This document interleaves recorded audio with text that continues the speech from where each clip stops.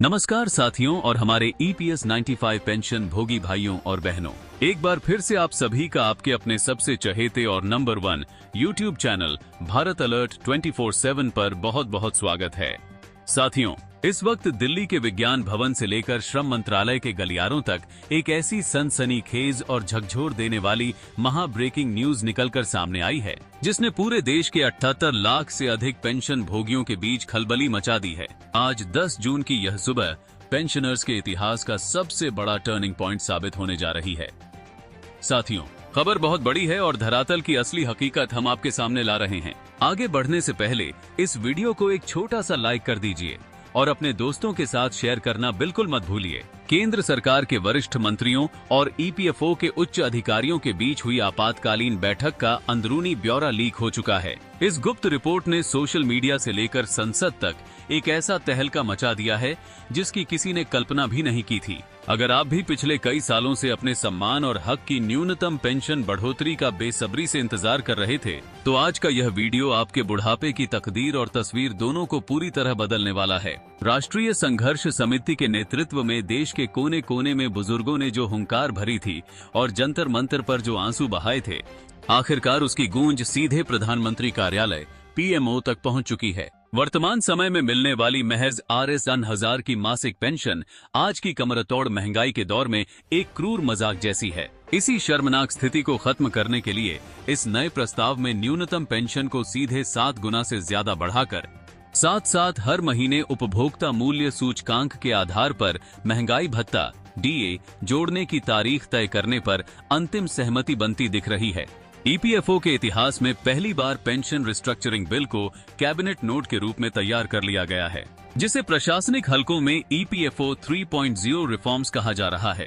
इसके लागू होते ही निम्नलिखित बड़े बदलाव देखने को मिलेंगे। पेंशन योग्य वेतन सीमा। कार्यरत कर्मचारियों के लिए पेंशन योग्य वेतन की अधिकतम सीमा को Rs 15,000 से सीधा बढ़ाकर Rs 25,000 कर दिया जाएगा। नियोक्ताओं का अंशदान। इस बड़े फैसले से नियोक्ताओं का मासिक अंशदान भी Rs 150 की पुरानी सीमा को पार करता हुआ सीधे Rs 2083 पर पहुंच जाएगा, जो पेंशन फंड के पूरे कॉर्पस को एक नई मजबूती देगा। लेकिन हमारे जितने भी जागरूक दर्शक भारत अलर्ट 24/7 परिवार का हिस्सा हैं, उन्हें इस पूरे घटनाक्रम के पीछे के छिपे हुए सच और तकनीकी पहलुओं को भी बेहद बारीकी से समझना होगा। इंटरनेट पर कई फर्जी सर्कुलर और भ्रामक खबरें भी तैर रही हैं, जिनमें यह झूठा दावा किया जा रहा है कि 10 जून से ही सभी के बैंक खातों में बढ़ी हुई रकम ट्रांसफर होना शुरू हो गई है। महत्वपूर्ण अपील 2।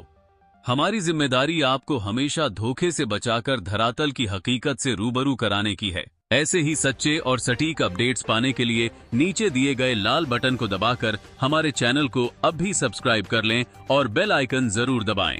सच यह है कि श्रम मंत्रालय ने इस पूरे खाके को हरी झंडी दे दी है और इसकी फाइल आसाल अंतिम वित्तीय मोहर और बजट आवंटन के लिए केंद्रीय वित्त मंत्रालय की टेबल पर पहुंच चुकी है। इसका मतलब है कि कानूनी तौर पर आधिकारिक बजट नोटिफिकेशन जारी होने में कुछ दिनों का समय और लग सकता है।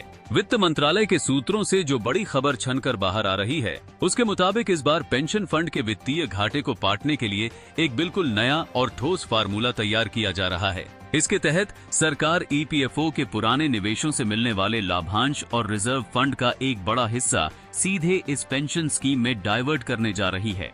साथ ही केंद्रीय श्रम सचिव के साथ हुई हालिया बैठक में इस बात पर भी सहमति बन चुकी है कि जिन पेंशनर्स की उम्र 75 साल से अधिक हो चुकी है, उन्हें इस बढ़ी हुई पेंशन के साथ साथ एक विशेष एज रिलीफ बोनस भी दिया जाए, ताकि जीवन के अंतिम पड़ाव पर उन्हें चिकित्सा खर्चों के लिए किसी भी वित्तीय संकट का सामना न करना पड़े। EPFO के केंद्रीय भविष्य निधि आयुक्त ने भी सभी क्षेत्रीय कार्यालयों को ऑनलाइन पोर्टल और दावों के निपटारे की प्रक्रिया को दुरुस्त रखने का कड़ा अल्टीमेटम दे दिया है। EPFO के केंद्रीय डाटा सेंटर ने एक नया कस्टमाइज्ड सॉफ्टवेयर मॉड्यूल तैयार कर लिया है, जो सीधे आपके बैंक खाते के जरिए इस बढ़ी हुई पेंशन राशि और DA के एरियर का कैलकुलेशन पलक झपकते ही कर देगा। अब सरकार इस पूरी व्यवस्था को पूरी तरह से फेसलेस और पेपरलेस बनाने जा रही है।